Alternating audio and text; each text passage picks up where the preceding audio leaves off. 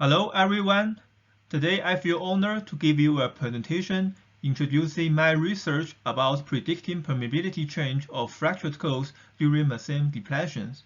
My name is Xiang Zhou, and I am a PhD candidate from the Civil Engineering Department at University of Colorado Boulder.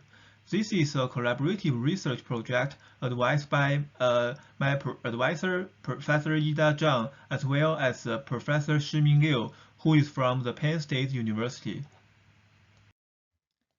Let's start our today's talk. The coal bed methane, or we call it CBM, is an efficient approach to increase the production by capturing the methane absorbed on coal surface by using some method, for example, like reducing the pressures. So to understand the physics behind, we should zoom in the fractions of the coal reservoir. It is found that the coal seam is not a continuous material. It can be considered as a dual porosity system, which is roughly made up by the blocks of coal matrices, including the micropores and the fractures related with the macropores, or cliff systems in coal industries. Only a small portion of the methane contained in coal bed are free gas. Instead, the majority of the methane is trapped in the interface between coal matrices and the fractures, while the permeability is usually quite slow for molecule diffusion in coal matrix. In the CBM technology, people choose to reduce reservoir pressure to help them get the methane desorption from the low permeable micropores and flow into the wells that can be easily captured by the surface facilities. Meanwhile, there is a noticeable permeability change during the CBM operations, and many tests have validated that is related with the deformation of coal matrix.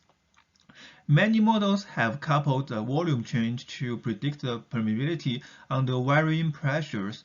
However, most of the models can be suited for one specific in-situ conditions, but not general enough to handle permeability change under complicated loading conditions. So here we are looking for a more generalized models whose constitutive equations, of course, should incorporate the absorption effect, but can also be implemented, especially by the finite element method. From the perspective of classical polar mechanics, if we saturate a coal sample with methane gas, what we could infer from pressure increase is the tensional stress decrease. With that being said, we are expecting coal shrinkage. However, what we usually observe is the swelling, especially at lower or intermediate pressure regimes. We also find the permeability change as a function of the pressure. Obviously, all these phenomena cannot be simply explained by classical polar mechanics. Based on Cose's polar mechanics, Professor Zhang has enhanced models, or we call it surface polar mechanics, that couples absorption and deformation by conceptualizing the surface as a phase separated from the solid and fluid phases. As a result, all the governing equations need to be updated. Through rigorous derivation with solid thermodynamics foundations, Professor Zhang has reached a new free energy equation for the solid phase with additional terms, where the sigma s is for the surface stress and the AS is for the specific surface areas. According to the hyperelastic law, we have these equations where the sigma A and the PA are stress components of absorption stress. And we also find this is a product of the surface stress and the geometrical factors. Then the isotropic polar elastic from Cose and the isotropic microstructure for the porous material are adopted. With regard to the absorption model, the Lamé model is selected due to the best match with the experiment. And through the Gibbs isotherm and by assuming the surface stress at vacuum is zero, we obtain the expression for the sigma s. In order for the implementation, we also need to figure out the field equations. And for the mechanical aspect, this is simply a stress equilibrium equations at a quasi-static state. And for hydraulic aspect, we combine the governing equation for fluid and surface phases.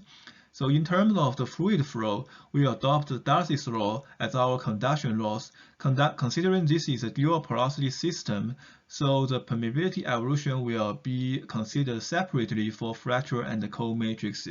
For the fractures, we adopt the quadratic laws by assuming a laminar flow within the fractures, and with respect to the cold matrix, we employ a cubic law that related with the porosity developed by Kozeny. All governing equations are solved numerically via a user-defined element called UEL on the platform of commercial FE software Abacus. Following the Newton-Raphson method, what we need to supply to Abacus is the discretized form of the residual of the governing equation to be solved and the corresponding Jacobian matrix. After the implementation, we have run a couple verification tests. We start from a single element simulation by comparing the volumetric strain and the methane absorption with a standalone calculator running on MATLAB.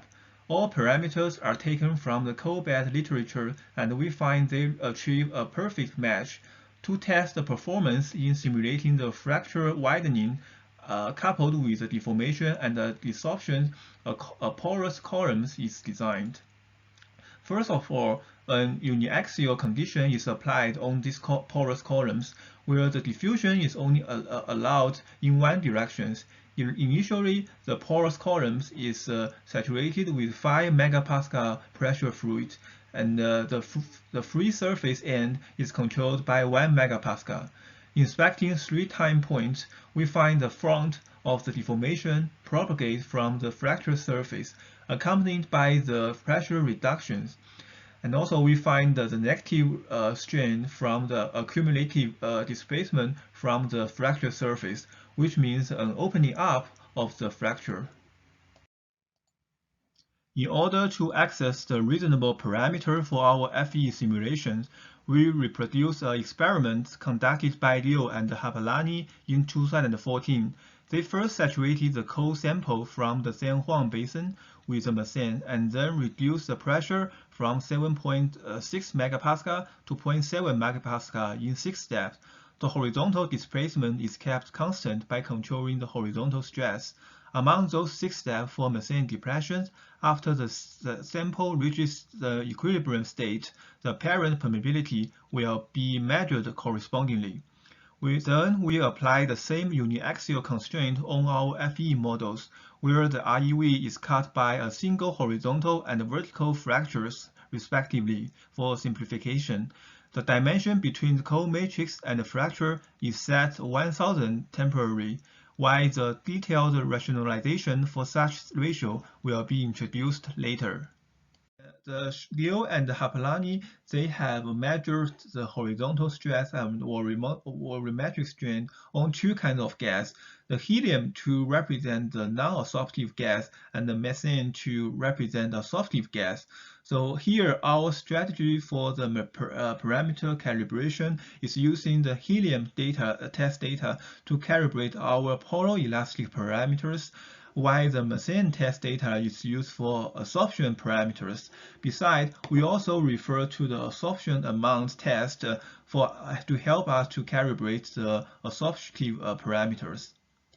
As I have introduced, one signature of our model is the capability to simulate the transient patterns, which has been illustrated from this figure. Here we can clearly see the gradual reduction of volumetric strain and the tendency to reach an equilibrium state. Also, we find at each state, we apply a tiny pressure gradient to ensure the flow, which enable us to calculate the permeability informations. Similarly, inspecting the horizontal strain recorded during this 6 equilibrium state, it is within our expectation that the fracture is opening up with the pressure decreases. Thanks to the finite element method, it is easy for us to obtain a series of contours to showcase the transient process through different variables. Here we picked 3 time points during one methane depression step. So figure ADG represents an early stage of methane depressions, since the pressure or gas desorption only happens to the proximity of upper, lower boundaries, and vertical fractures. Regarding the intermediate stage, more areas start to have methane desorptions. At the time of the 360 hours, a clear uniform gradient is shown vertically from pressure to represent an equilibrium state, where the vertical fracture is dominant in transporting the gas flow. For an insight of the relation between apparent permeability with ratios of parameters such as intrinsic permeability and the elastic modulus, a sensitivity analysis is conducted as presented here. So we find that high permeability ratio between fracture and the cold matrix, the permeability tend to monotonically increase with the pressure reductions, and the more elastic ratio will lead to larger permeability growth. On the other hand, at low permeability ratios, the trend is more variable. When the stiffness of core and fracture are close, the permeability will decline all the way. With the stiffness ratio between core and fracture increase, the permeability will undergo a decline first, but then rise up later, which is likely due to the competing effect from the polar elasticity and absorption-induced deformations. This rebounding type of permeability variations, along with the declining and rising type of this shape, have all been observed from the field test. Lastly, by using the parameter obtained from Liu and Harpalani's experiment, we find that by changing the matrix fracture spacing ratios, our model uses a single set of parameters can capture the range of lab and field permeability data on San Juan Basin core. Now it's time to draw a few conclusions. Firstly, we find there are two competing effects control the permeability evolution of cores, which are polar elasticity and absorption-induced deformation. We suggest all the future models should consider these two mechanisms in order to capture the different shapes of the permeability evolutions. Secondly, such competition is controlled by the probability ratio between the core matrix and the fracture network. Thirdly, due to the heterogeneity of core bed, a range of permeability evolution is more practical than a single curve for the reference of production engineers, and we find that this model has done a great job in this respect. Lastly, this work is sponsored by the DOE through the NEUP program. Here lists the main reference for this presentation, and the majority of the outcome has been published in this RMRE paper. Thank you very much today for your attending, and please let me know if you have any questions.